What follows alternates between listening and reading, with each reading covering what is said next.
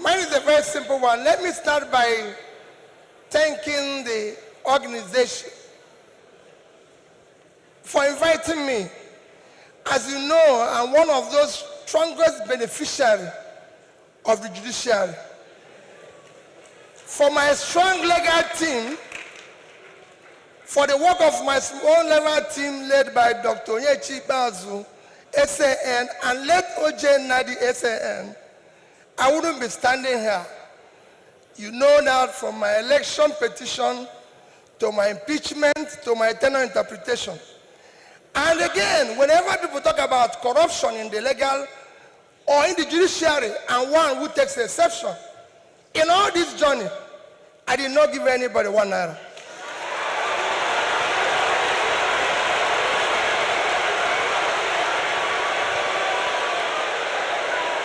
So for me,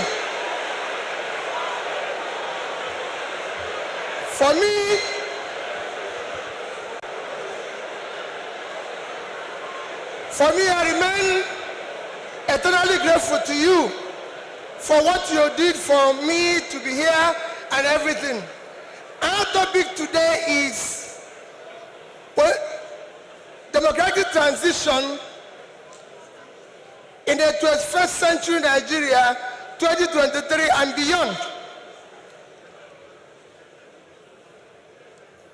I think it's for great people like you or people like Chimamanda you invited, but for me as a trader, I'll try to contribute in my own little way, the way I think we should go. For me, democracy have a simple description. Government of the people, by the people, for the people. That means everything about democracy is the people. And transition means changing from one thing to the other.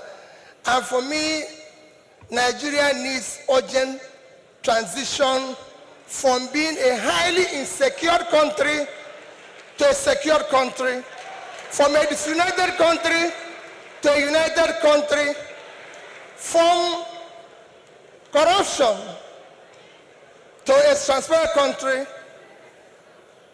from a country of lawlessness to a country of law and order. But in all this, it is important that we look at where we are today for people to understand the gravity of the journey we are going to take if we are going to transit. Where are we today? Nigeria have qualified to be a failed state. We have met the 2 or 3 biggest characteristics of a failed state. Number 1 is when you're no longer in charge of your territory. Today, we are among the top terrorized countries of the world. We are among the top kidnapping countries of the world. Banditry, criminality, bandits have taken over some parts of this country. Nigerians are being killed daily. All sorts of criminality is going on daily. Even our most important source of foreign exchange revenue, oil, is today 80% stolen. That shows how bad it is. We are the only country, apart from Venezuela, who we know is their own is because of sanctions, that is not meeting up its OPEC quota. Every other country is begging for increase, but Nigeria is not meeting up its own. And you wouldn't believe the quantity that is missing. In July alone, our total average, our quota is 1.8 million. In July, our total average was 1,083,000 barrels a day.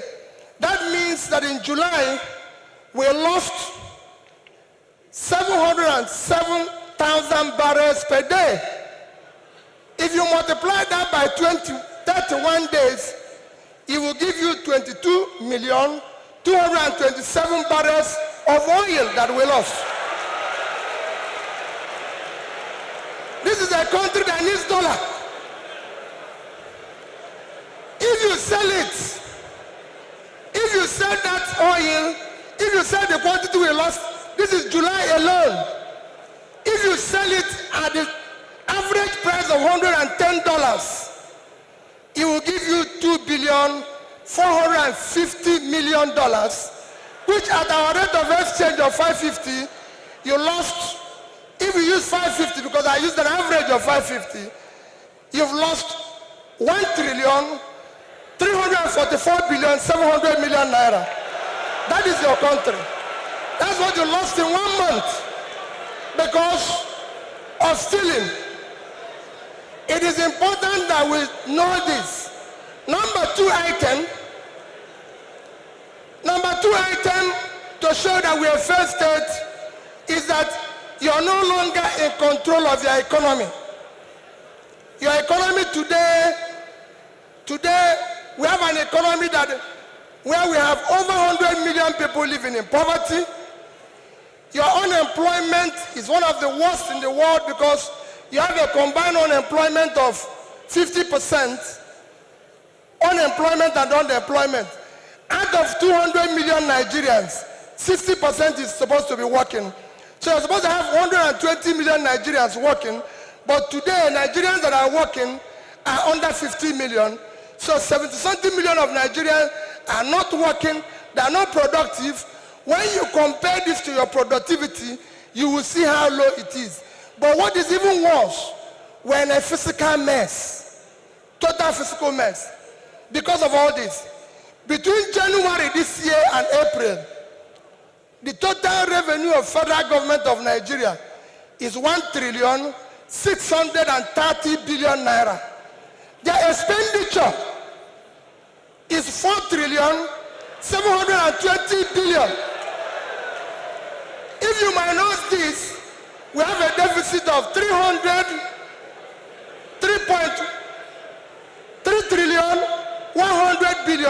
That shows almost 20% to almost 200% is the deficit.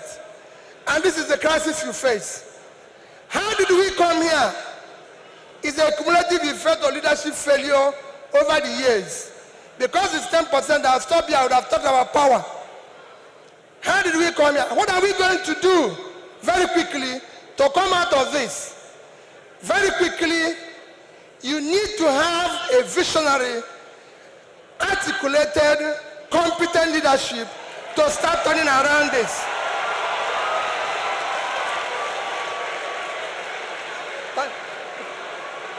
So next year, the time is up, I'll take it there.